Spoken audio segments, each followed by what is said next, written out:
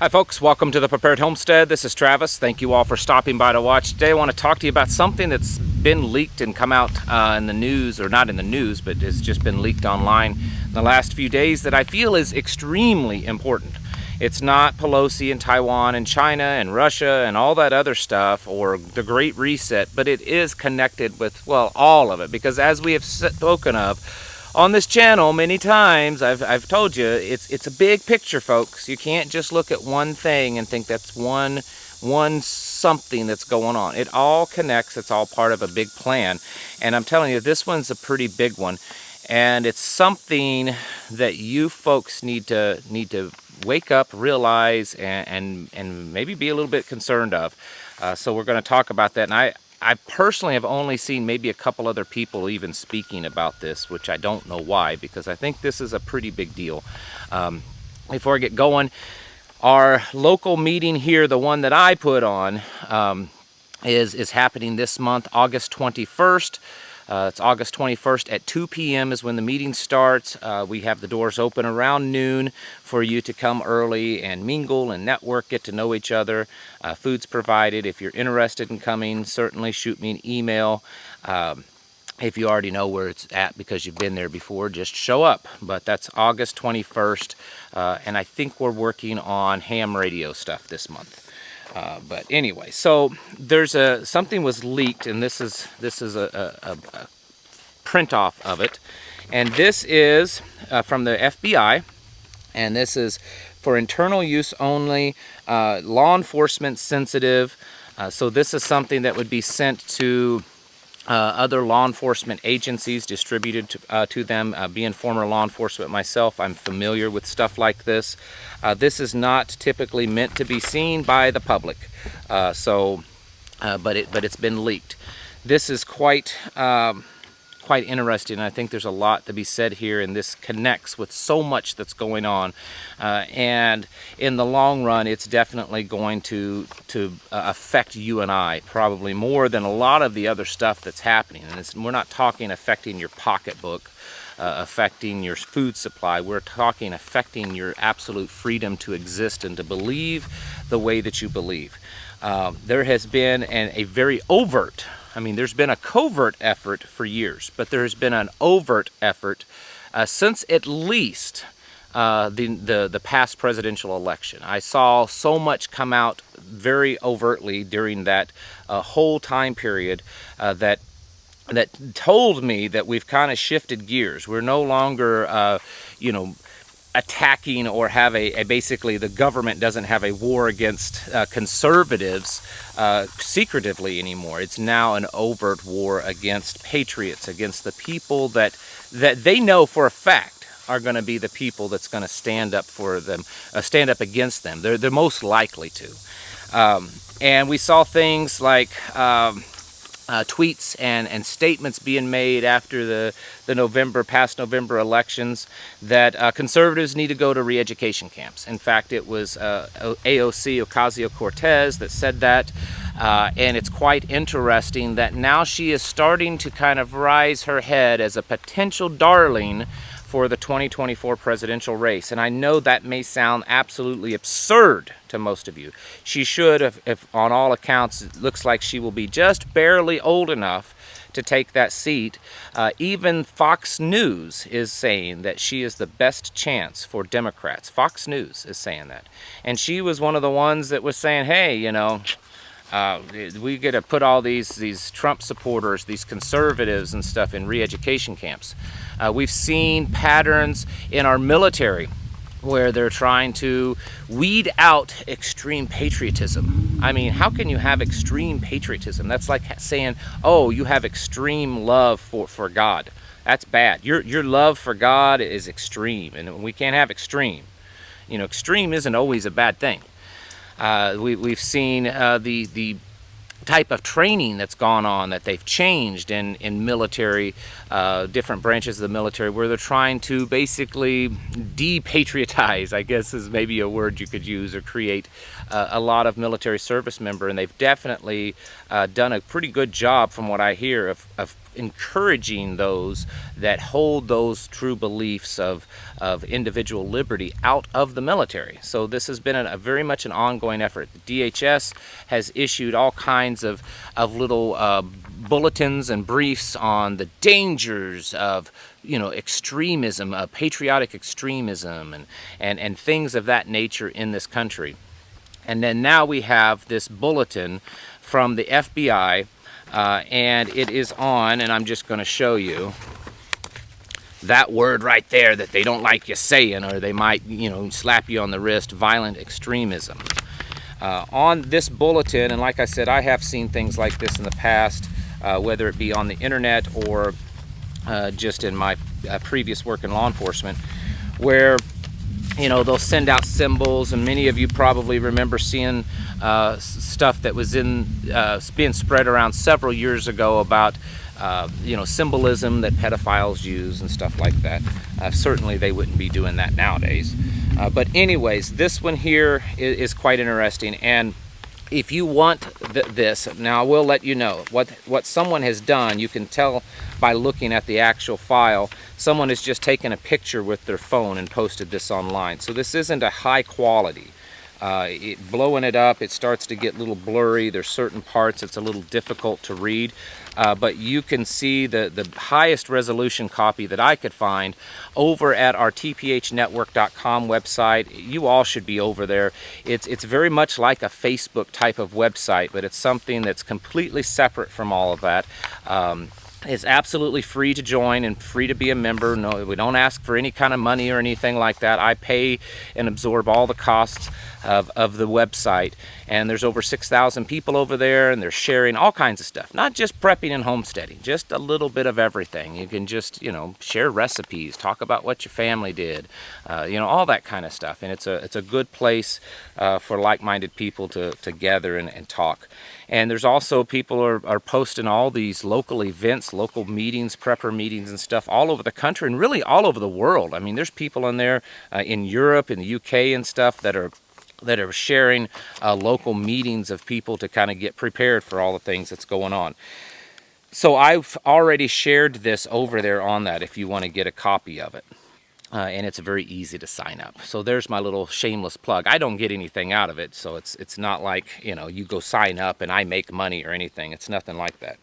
So anyways, so what this does, it says the following symbols are used by anti-government or anti-authority violent extremists, specifically the M word, violent extremists, which they're going to dub as MVE. So from here on, we'll just use the word MVE for M, violent extremist.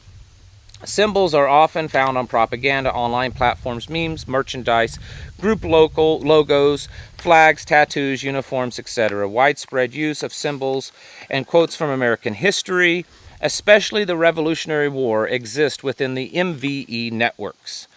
Historic and contemporary military themes are common for MVE symbols. Now, it does have a little disclaimer. The use or sharing of these symbols alone should not independently be considered evidence of MVE presence or affiliation, or serve as an indicator for illegal activity, as many individuals use these symbols for their original historic meaning and other non-violent purposes. Now, I'll get to that in a minute, so just stick with me. I'm not just going to read this. I've got a commentary on this that, from my perspective, that you may want to be aware of. So on this, the symbols, the first ones it's the boogaloo. And it kind of tells about that. They are for a second civil war. Over here, anarcho-capitalism. It's black and yellow. It's interesting, they list anarcho-capitalism, but they don't list anything about anarcho-communism or any kind of Antifa, nothing like that. This is all strictly conservative focus on this. It's and they don't say it, but it's quite obvious that it is. Warrior culture. Military themes, both historical and contemporary, Spartans, Valhalla, stuff like that. So if you have any type of warrior culture, you're walking around with your t-shirt that says, I'm a warrior, and all that kind of stuff. It could be Punisher skull. Several variations of skulls used by 3%ers and Moulin Labe, etc. Also, police officers use that a lot. This one here, Second Amendment, okay? It's not necessarily the a specific symbol. Any symbol that says anything about the Second Amendment. They use it to justify the existence with the Second Amendment due to the mention of well-regulated militia as well as a right to bear arms. Moulin Labe, and all the different spellings, you know, kind of like this. Greek phrase translates "come and take it," and then also the "come and take it" flag, you know, with the big cannon. That's and then the black flag. Most of you know what that means. Take, you know, no quarter given. Electrical resistance symbol. I admit I'm not too familiar with that one. And then it says commonly referenced historical imagery or quotes. Gadsden flag. Historical American symbol representing gun rights and limited government.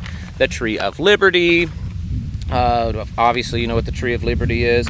Revolutionary War imagery. So this is just very general. An example of a Minuteman during the Revolutionary War. So any kind of Revolutionary War imagery could be a sign of a MVE. The Betsy Ross flag. The Betsy Ross flag, Revolutionary War imagery, hearkening back to the 13 colonies and calling for a revolution. It's got some stuff at the bottom that's a little blurry because of the angle that the photograph was taken, and I can't read all that. Then you go on to the second one. Common phrases and references. When tyranny becomes law, rebellion becomes duty. How many of you have a t-shirt that says that, or a bumper sticker? We are everywhere, expect us, I will not comply. The Tree of Liberty must be refreshed from time to time with the blood of patriots and tyrants. One of my absolute favorite quotes when it comes to this stuff. I became ungovernable. Like I said, some of it's a little blurry. Well-regulated militia. And then also anyone any type of literature, something that harkens back to martyrs, that they call them martyrs. A bug crawling on my neck.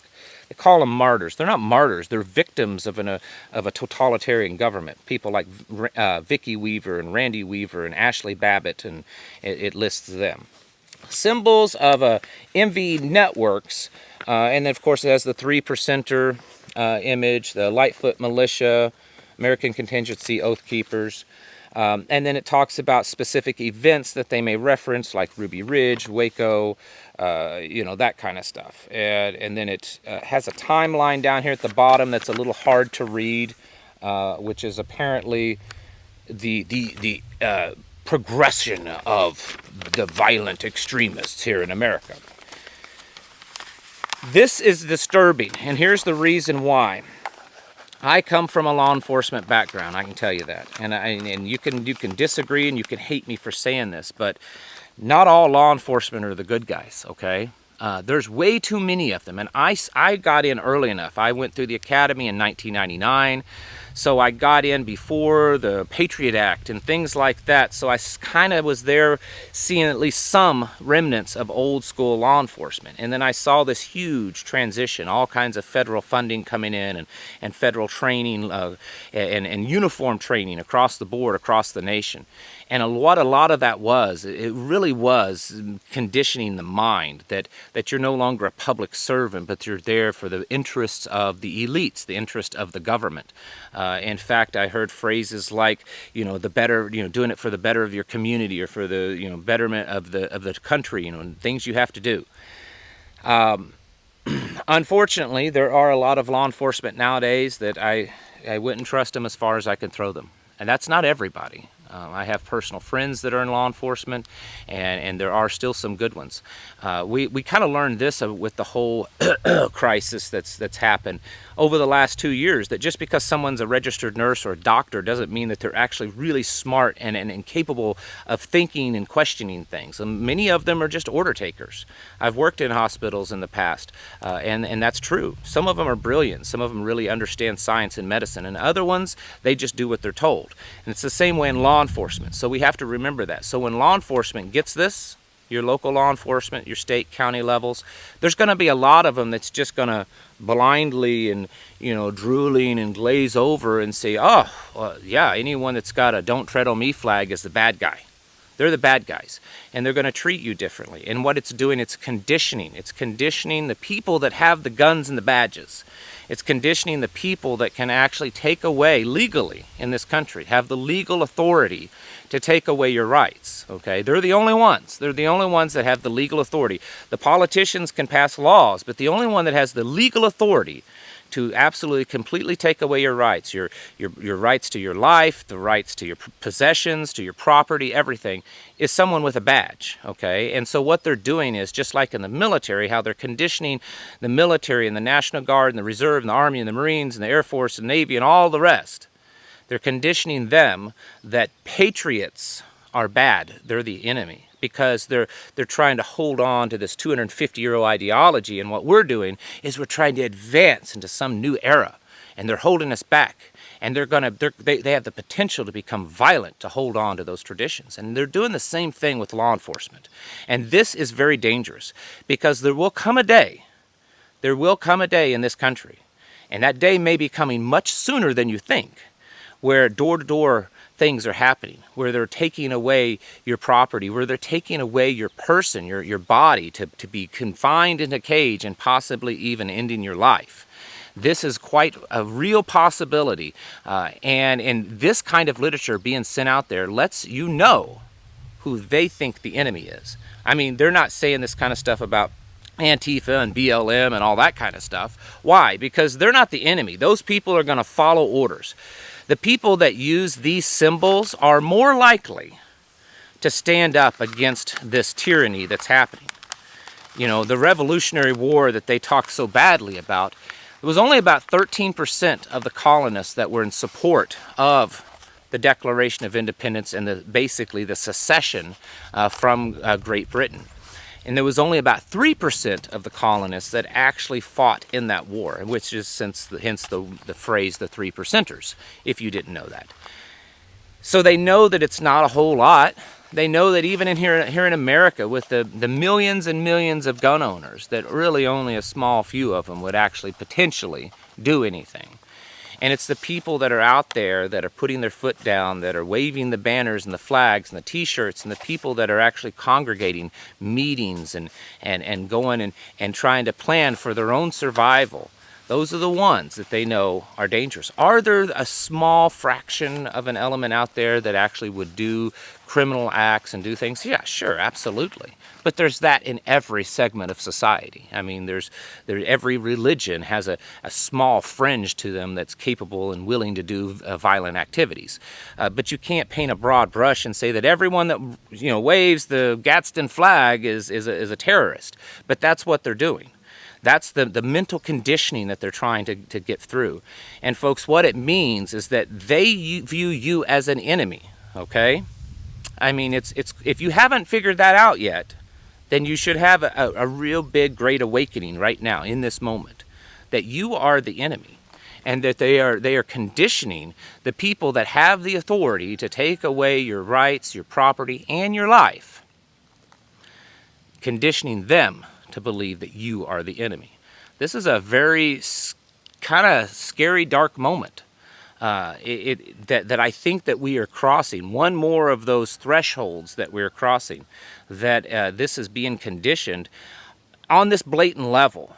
I mean, yes, there's a little disclaimer there, but it's so minuscule, and they're painting such a broad brush. Anyone that supports the Second Amendment has the potential to be a violent extremist. Really?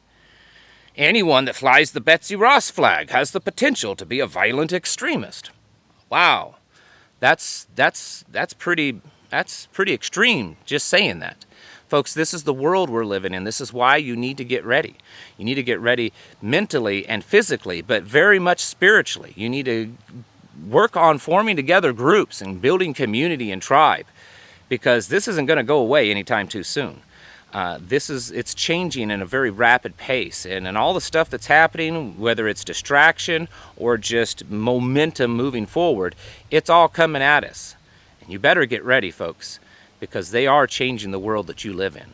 Get your houses in order, prepare mentally, physically, and spiritually. Thanks for watching, and I'll catch you in the next video.